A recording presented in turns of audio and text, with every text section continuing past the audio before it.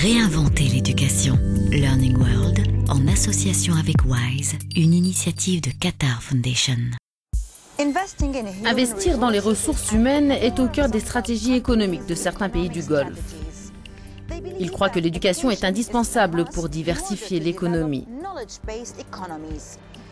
Cette semaine, dans Learning World, nous nous penchons sur l'enseignement supérieur et la formation à Abu Dhabi, au Qatar et à Bahreïn. Intégrer une université d'élite veut-il forcément dire partir très loin?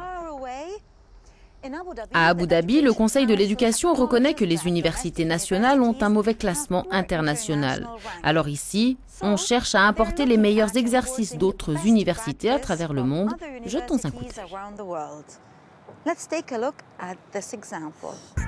Pendant des années, Paris a été la seule destination de tous ceux qui rêvaient d'étudier à la Sorbonne. La Sorbonne qui, depuis 2009, est aussi implantée à Abu Dhabi. Invitée par le gouvernement émirien, cette université fait partie d'un plan stratégique national destiné à développer l'enseignement supérieur selon des standards internationaux. Il y a le souhait de former une élite émirienne dans le cadre de l'émiratisation pour remplacer à des postes de responsabilité des étrangers qui actuellement travaillent. Donc notre université, comme toutes les autres universités, forme cette élite. Et on la forme à la française de manière différente. Le deuxième point, c'est que dans le cadre du développement de l'économie, les Émiriens souhaitent créer ici une vraie plateforme au Moyen-Orient d'accès à un enseignement international. Donc on est aussi une opération économique. Les Émiriens veulent financer une université francophone dans un pays dominé principalement par l'éducation anglophone. Et ils encouragent la Sorbonne à faire ici ce qu'elle pratique en France, à savoir un campus mixte, les mêmes programmes, un diplôme français et des cours intensifs délivrés par des enseignants venus tout droit de Paris. Nous devons enseigner à un public qui n'est pas exactement le même qu'en France, ce qui est un défi, car cela signifie que nous devons d'une certaine manière trouver les moyens pour communiquer avec les gens ici. Il y a un autre défi dont on ne parle pas vraiment ici, relatif au fait que le système éducatif français n'a pas beaucoup changé et que ces nouvelles expériences à l'étranger nous apportent beaucoup de nouvelles connaissances et du sang neuf. L'ensemble des enseignements se rapproche donc le plus possible des programmes de l'Université Paris-Sorbonne, spécialisée dans les sciences humaines, mais aussi de l'Université Paris-Descartes, qui apporte sa collaboration pour le droit, l'économie, la gestion et les sciences politiques. Sont également proposés un master histoire de l'art et métiers des musées. Les enseignants, leur expérience, le cursus et le programme, tout est dispensé de manière bien plus professionnelle que dans d'autres universités de ce pays. 700 étudiants de 65 nationalités différentes étudient sur ce campus, une diversité qui reflète bien la population d'Abu Dhabi, composée de 80% d'expatriés. Les succursales d'universités étrangères sont aussi très populaires au Qatar. L'Émirat s'est fixé comme ambitieux objectif de devenir l'un des leaders mondiaux en matière de recherche scientifique. Le Qatar y consacre 2,8% de son PIB et se place donc dans le top 5 mondial en matière de dépenses consacrées à l'innovation. 2,8% du PIB qatari sont consacrés à la recherche scientifique. Une stratégie nationale de développement a été annoncée fin 2012 et le pays fait tout pour élargir la recherche scientifique et développer ses compétences humaines afin de pousser son économie au-delà des ressources en hydrocarbures. S'engager à hauteur de 2,8% du PIB, c'est aspirer à être parmi les 5 premiers pays en matière de recherche et d'investissement.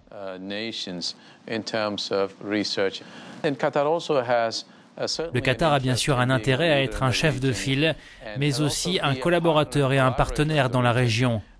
Mais je pense qu'il serait juste de dire que notre ambition est vraiment d'être un leader mondial dans les domaines sur lesquels nous nous concentrons. Pour offrir à ces générations futures le meilleur en matière de recherche, le Qatar mise sur le meilleur en matière d'équipement. Pour cela, il a fait appel aux compétences étrangères et a développé de nombreux programmes éducatifs tels que son programme d'études en sciences environnementales. La Fondation du Qatar pour l'éducation, la science et le développement communautaire sert de plaque tournante pour plusieurs universités. Une partie de notre mission au Qatar n'est pas seulement de faire de la science, il s'agit aussi d'aider les générations futures dans leur capacité à mener de bons projets scientifiques par elles-mêmes. L'éducation est donc un élément essentiel, ainsi notre programme est structuré autour d'une formation englobant tout ce que nous faisons. Ici, la recherche moléculaire est une priorité, tout comme l'environnement, l'énergie, les arts, les études islamiques, entre autres. Wada est l'une des nombreuses étudiantes qui travaillent dur sur les questions de santé. Le diabète est très répandu dans le Golfe, où sensibiliser les gens à ce problème semble bien difficile. La difficulté a été d'expliquer aux gens dans leur langue usuelle, quels sont les gènes, quels sont les objectifs de la recherche et les caractéristiques héréditaires et comment la recherche peut aider les diabétiques. Les étudiants de différentes nationalités peuvent également bénéficier de bourses pour poursuivre des études de 3e cycle à l'étranger, mais à une condition, revenir travailler au Qatar.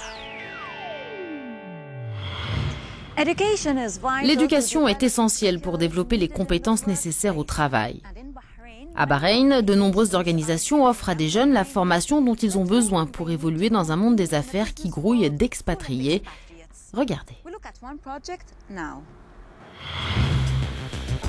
Mohamed, un jeune Bahreïni, a terminé sa formation en mécanique automobile, chose qui n'est pas très répandue dans d'autres régions du Golfe où subsistent les stigmates culturels. Ces professions ne sont pas vraiment valorisées et les expatriés remplacent les cadres locaux pour combler le vide. Installés dans les nouveaux emplois de l'Air Poste Pétrole, les Bahreïnis sont désormais encouragés à diversifier leurs choix et à accepter aussi des emplois moins qualifiés. Je travaille sur les voitures depuis que je suis gamin, depuis l'âge de 12 ans. Je voyais mes oncles exercer cette profession.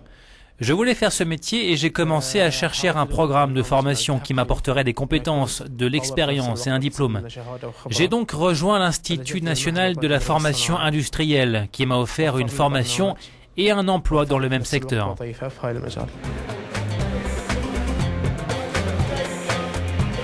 Mohamed est l'un des nombreux jeunes qui ont rejoint Tamkin ou Habilitation, un projet soutenu par l'État et qui vise à mandater les Bahreïnis qui peuvent contribuer au développement économique du royaume d'ici 2030. L'objectif principal est de diversifier l'économie et de développer des compétences professionnelles répondant aux besoins du marché.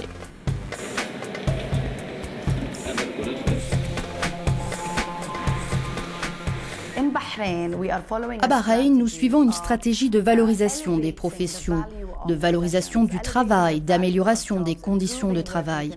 Tous ces éléments doivent permettre aux Bahreïnis de pénétrer les marchés avec plus de facilité. Et les réformes dans le royaume s'attachent à leur fournir de nombreuses possibilités pour qu'ils soient compétitifs non seulement au niveau local, mais aussi à l'international. Tamkin a développé 150 programmes de perfectionnement des compétences en partenariat avec des sociétés étrangères. Ces programmes visent à responsabiliser les jeunes et à les aider à gravir les échelons dans toutes les professions et dans tous les secteurs possibles.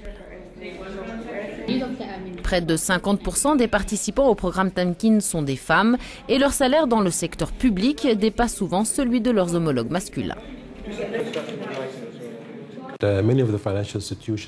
La plupart des institutions financières opérant à Bahreïn exigent d'avoir un grand nombre de personnes qualifiées. Il y a des écarts énormes dans le pays, alors nous avons identifié les lacunes et ce qui était disponible sur les marchés.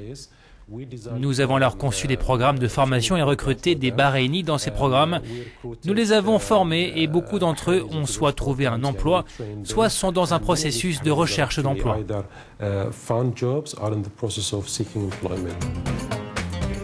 En 2012, seul un peu plus de la moitié des participants au programme Tamkin avaient trouvé un emploi.